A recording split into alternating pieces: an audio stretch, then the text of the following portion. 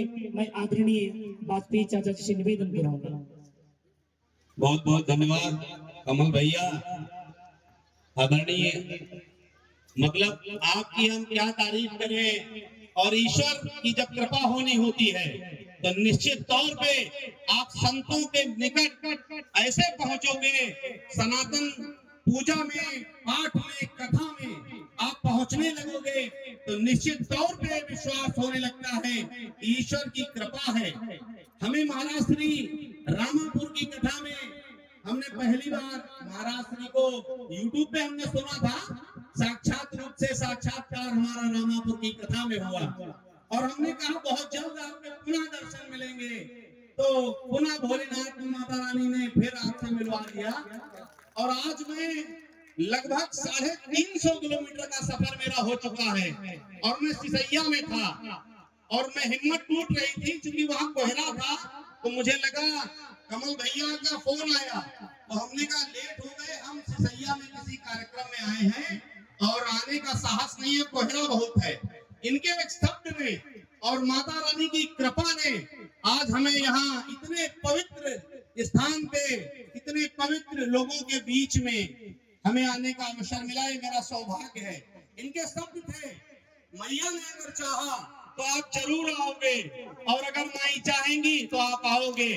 हम लोग चले 1 किलोमीटर तक चले थे, ऐसा कोहरा गायब हुआ कि हमारा ड्राइवर 35 से 40 मिनट में हमें लखीमपुर पहुंचा दिया और हम समय से यहाँ आ गए। आचार्य पौनेश जी भी हैं। सभी सम्मानित जनों को, बड़ों को मेरा प्रणाम है, छोटों को मेरा प्यार आशीर्वाद है। माताएं, बहनें, बेटियां, उनके चरणों में हमारा प्रणाम है और गर्व होना चाहिए। मैं हर जगह कहता हूँ, बेटा बेटी में कोई फर्क मत समझिए। कल हमारे दामाद जी यहाँ आए थे, आज मुझे गर्व होता है कि मुझे लोगों के नाम से, जब आपके बेटे, आपके दामाद, आपकी बेटी के नाम से कोई आपको, अगर आपकी पहचान हो तो आपके लिए कितना गर्व का विषय है। जैसे देवी जी बैठी हैं, अभी परिचय कराया, पिताजी हैं, ये भी किसी की बेटी हैं। माताओं बहनों से मेरी बस एक विनती है, अपनी बेटी को इतना पढ़ाओ और कभी बेटे और बेटियों में आपको फर्क नहीं रखना है।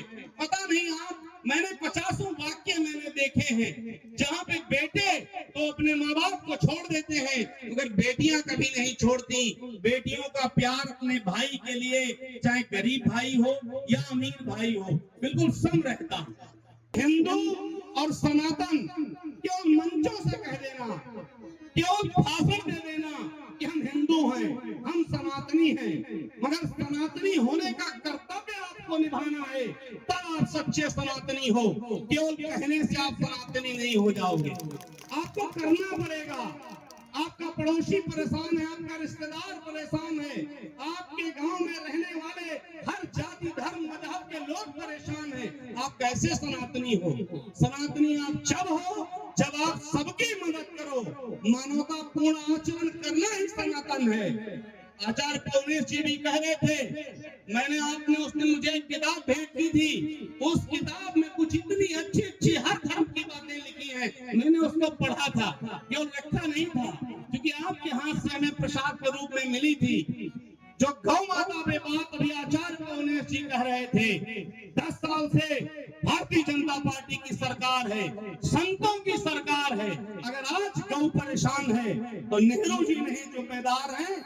इसको ये मत समझना मैं किसी दूसरे दल का हूँ। मैं जितनी गौ के लिए मेरे मन में पीड़ा है, आदरणीय संतों को जितनी पीड़ा है, शायद उससे कम मेरे अंदर भी नहीं पीड़ा है, क्योंकि मैं भी एक हिंदू और सनातनी हूँ। तो माता रानी ने चाहा हम आ गए और मैं चाहता हूँ, हमको सॉल लाए हैं, आपको सम्मानित करना चाहते हैं। बहुत स्नेह है तुमसे, आत्मा से स्नेह है, मेरा कोई स्वार्थ नहीं है, न मेरी ये विधानसभा है, न मुझे यहाँ कोई चुनाव लड़ना है कि मैं राजनीति के लिए यहाँ आया हूँ। मैं केवल सोनौरा वालों के प्यार में आया हूँ और मेरे व्यवहार में प्रेम वाजपेयी बैठे हैं, शुक्ला भैया बैठे हैं, बहुत सारे लोग बैठे बैठे हैं, जिन चेहरों को मैं जानता हूं, जो मुझे जानते हैं, मेरे अंदर कभी कोई बदलाव नहीं देखा होगा। मेरा अपना मानना है, अगर कोई व्यक्ति आपके पास मदद मांगने के लिए आता, बहुत सबका धन्यवाद, आभार। और मेरे शब्दों से अगर किसी को कोई पीड़ा या कष्ट हुई हो तो उसके लिए क्षमा प्रार्थी भी हूँ। और बहुत देर व्यवधान न करके 10-20 मिनट आपकी भी सुन के जाऊंगा कथा। उस दिन भी बड़ा मन था, उस दिन बहुत व्यस्त प्रोग्राम था, आपको सीधे घर जाना है, थकान है, मगर आपके जब सुनेंगे थोड़ी देर तो थकान दूर हो जाएगी। बहुत बहुत धन्यवाद।